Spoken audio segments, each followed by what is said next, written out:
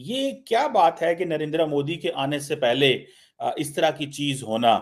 आपको पता है कि भारत की हुकूमत अमेरिका से कंटिन्यूअसली इस बात के ऊपर बात कर रही है। नरेंद्र मोदी जी ने कहा था कि पाकिस्तान खुद बहुत अपने मौत जो है ना मर जाएगा, और उनको पता था कि आहिस्ता आहिस्ता जो है ना बांग्लादेश जो है ना ऊपर जा रहा है, इसकी इकानमी जो है ना बूस्टअप हो रही है, और ये यूरोपियन कंट्रीज के साथ, बाकी ममालिक के साथ अच्छे ताल्लुकात बना रहे। मीन्स के जो नरेंद्र मोदी के पास थोड़ी टफ लाइन लेंगे वो अमेरिका के साथ लुकिंग के इस इशू के बाद।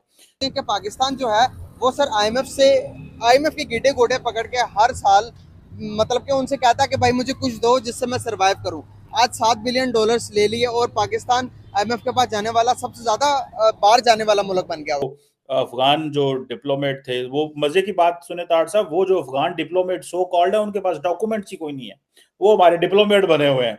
वो जाली डिप्लोमेट थे, आप इमेजिन करें, जो जाली डिप्लोमेट, और हमारी हुकूमत को पता ही कोई नहीं। आज पता चला जब उनके सारे डॉक्यूमेंट्स निकाले।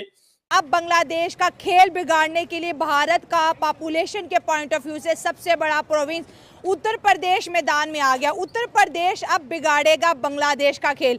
मुझे ये पता है पाकिस्तान के वज़ीर आज़म को आना चाहिए था इन हालात के अंदर, जब मुल्क जल रहा है पॉलिटिकल इंस्टेबिलिटी के साथ, दहशतगर्दी के साथ, और उसके बाद आपके जो हालात हैं, लोग सुबह गवर्नमेंट वाले घर से निकलते हैं, कोई पता नहीं शाम तक उन्होंने एमएनए रहना भी कि नहीं रहना, जो हालात आपके चल रहे हैं। जहाँ तक मुझे समझ आती है, ठीक है जी, हमें तो पैदा ही इसीलिए किए गए कि हम दूसरे के पास जाके मिन्नतें करें और पाँव पकड़ें। ऐसा क्यों? ठीक है जी, जब आपकी ऊपर की नस्ल बैठी हुई है, ठीक है जी, जो ऊपर वहाँ पे बैठे हुए लोग आपको जो है मतलब जो ले डाउन करवा रहे लोगों के सामने। जस्टिफाई किया ही नहीं है पाकिस्तान को, आपने पाकिस्तान बनाया ही नहीं। सब दुख मेरे जैसे लोगों के अलमियात, उनके दुख ही यही है कि आपने पाकिस्तान को बनाया ही नहीं। आपने एक लूटने का एक ग्रुप इकट्ठा किया है। चाहे जिस तरह हिस्टोरियन लिखते हैं कि जिमीदारों ने अपनी जमीनें बचाई, जो लैंड लॉर्ड थे उन्होंने जमीनें बचाने के लिए पाकिस्तान बनाया था, क्योंकि दूसरी साइड पे जो नेहरू साहब थे वो लैंड रिफॉर्म कर गए थे। वो है बेनिफिट, जो बेनिफिशरी जो है ना वो इंडिया है। अच्छा। वो कैसे बेनिफिशरी है? क्योंकि उधर जो है ना स्टूडेंट सड़कों पे आए, सड़कों के नारे लग रहे, स्ट्रीट में जो है ना प्रोटेस्ट चल रहे। जब भी किसी मुल्क में प्रोटेस्ट चल रहे, मुजाहमती तहरीक चल रहे, तो उसकी वजह से उसकी इकानमी जो है ना वो बर्बाद हो जाती है। क्या बात है कि नरेंद्र मोदी के आने से पहले इस तरह की चीज होना। आपको पता है कि भारत की हुकूमत अमेरिका से कंटिन्यूअसली इस बात के ऊपर बात कर रही है कि जो रिलीजियस प्लेसेस हैं उनकी वैंडलिज्म के हवाले से बात कर रही है। वेस्ट कोस्ट में भी हुआ है, ये ईस्ट कोस्ट में भी वाकयात हो रहे हैं। तो इट मीन्स के जो नरेंद्र मोदी के पास थोड़ी टफ लाइन लेंगे वो अमेरिका के साथ लुकिंग के इस इशू के बाद। दूसरा तार साहब, पाकिस्तान में भी आपको पता है कि वो अफगान जो डिप्लोमेट थे, वो मजे की बात सुने तार साहब, वो जो अफगान डिप्लोमेट सो कॉल्ड है उनके पास डॉक्यूमेंट्स ही कोई नहीं है, वो हमारे डिप्लोमेट बने हुए हैं। वो जाली डिप्लोमेट थे, आप इमेजिन करें, जो जाली डिप्लोमेट, और हमारी हुकूमत को पता ही कोई नहीं। आज पता चला जब उनके सारे डॉक्यूमेंट्स निकाले, तो वो तो इधर पता नहीं यूएन के खाते में रह रहे थे और जाली डिप्लोमेट है, और हम उनको जो है ट्रीट कर रहे हैं। तो आज उन्होंने वो तराने के ऊपर वो खड़े ही नहीं हुए तार साहब। वो कहते हैं कि तराने के अंदर क्योंकि म्यूजिक था तो इसलिए हम जो है वो खड़े नहीं होते, तो हम म्यूजिक को वो नहीं करते। तार साहब, ये क्या हो रहा है? और सुनने में आ रहा है कि मोदी साहब सिर्फ 2 दिन के लिए आ रहे हैं अमेरिका, और हमारे प्यारे शहबाज शरीफ साहब 7 दिन के लिए आ रहे हैं। तार साहब, लगता है शहबाज शरीफ साहब के पास काफी बड़ा एजेंडा है, जो वो समझते हैं कि ज्यादा देर अमेरिका रहना चाहिए। कैसे देखते हैं? अगर देखें ना, आपके पास पैसे बहुत ज्यादा हो, आप एक डेवलप्ड नेशन हो, आपको पैसों का कोई प्रॉब्लम तो रहना चाहिए, वेकेशन अच्छी जगह है, घूमना फिरना चाहिए मेरे ख्याल में, if you can afford it, matter of fact.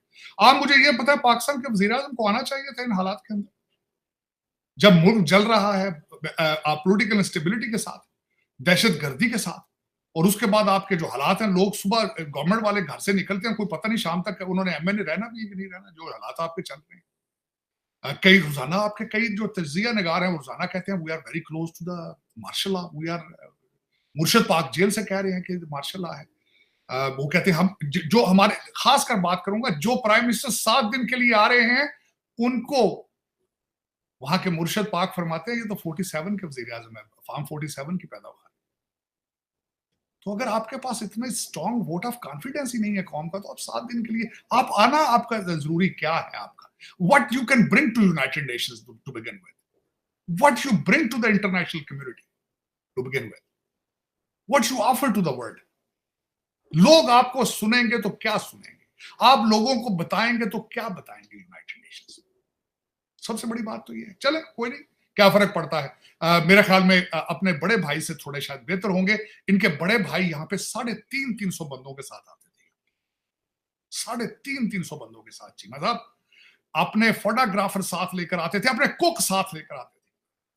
जिस तरह मुगल चलते थे, शेरशाह सूरी जीडी रोड के ऊपर सफर करता था, इनके बड़े भाईजान इस तरह आते थे। चल कोई नहीं चीमा साहब, दर हकीकत मैं जिस तरह कहता हूं कि आपने जस्टिफाई किया ही नहीं है पाकिस्तान को, आपने पाकिस्तान बनाया ही नहीं है। चीमा साहब दुख मेरे जैसे लोगों के अलमियात, उनके दुख ही यही है कि आपने पाकिस्तान को बनाया ही नहीं। आपने एक लूटने का एक ग्रुप इकट्ठा किया है। चाहे जिस तरह हिस्टोरियन लिखते हैं कि जिमींदारों ने अपनी जमीनें बचाई, जो लैंडलॉर्ड थे उन्होंने जमीनें बचाने के लिए पाकिस्तान बनाया था, क्योंकि दूसरी साइड पे जो नेहरू साहब थे वो लैंड रिफॉर्म करना चाहते थे। आपका Pakistan was not based on two nation theory, economic था, इकोनॉमी थी आपके। आप क्योंकि जो मुगलों के एजेंट थे, ब्रिटिश एजेंट भी थे, मुगलों के भी एजेंट थे, जो मुगलों के एजेंट थे जिन्होंने उनको बड़ी बड़ी रियासतें दी थी, जमीनें दी थी, ब्रिटिशों ने दी थी, उनको बचाने के लिए उन्होंने उन्हें कहा कि हमें अलग कंट्री चाहिए। देख लें आज भी। चीमा साहब मैं हकीकत के साथ मैं बात करना चाहूंगा। आप देखें, कल आपके जो तरमीम हो रही थी, आज एक बड़े खूबसूरत एक एनालिस्ट ने कहा, उसने कहा मुफ्ती महमूद ने भी भुट्टो को हराया था, जिस तरह आज मौलाना फजलुर रहमान ने सिस्टम को गिरा दिया। उस टेबल के बारे में आपको पता होना चाहिए, आपकी सेनेट की असेंबली, आपके सेनेट की बिल्डिंग के अंदर एक ऐसे टेबल के ऊपर उन्होंने एक रेप्लिका बनाए हैं लोगों के, जिन्होंने 1973 का कॉन्स्टिट्यूशन लिखा था या बनाया था। आज उसी 1973 के कॉन्स्टिट्यूशन के कब्जे और किल जो उसके उखाड़ रहे हैं लोग, वो उन्हीं लोगों के बच्चे हैं आज, जिसमें भुट्टो के बच्चे हैं, मुफ्ती महमूद के बच्चे हैं, दूसरे सब बच्चे। देखें सितम जरीबी, कॉन्स्टिट्यूशन लिखने वाले भी वही, कॉन्स्टिट्यूशन को फाड़ने वाले भी अंदाजा। देखें जरा खूबसूरती है इस कंट्री की। चले चीमा साहब, फिर वो कहते हैं जो बोगे वही काटोगे। जो आपने बोया था, 7 लाख से 20 लाख लोगों को मारा था आप, उससे आपने इन दोनों मुल्कों की फाउंडेशन रखी थी आप। फिर जाहिर लोगों की बद्दुआओं के साथ जिस सफर का आगाज किया जाए, फिर उसका अंजाम आप खुद ही सोच लें। और फिर कोई हार्मनी नहीं है, कोई पीस नहीं है। मैं यहाँ थोड़े से कोट करना चाहूंगा, जैसा लोग मैंने कल भी मैंने जो आपका और मेरा एक ट्वीट जो वो वायरल भी हुआ भारत के अंदर, जो मैंने राहुल गांधी साहब को मैंने कहा कि you are almost shaming the name of your ancestry Gandhi साहब। गांधी साहब की कई चीजों के साथ मुझे बड़ा प्यार है उनकी कई चीजों से, बिलखसूस इसलिए कि वो समझते थे कि उन्होंने कहा था मैं पाकिस्तान में रहूं पार्टीशन के बाद। उनकी ख्वाहिश थी कि बॉर्डर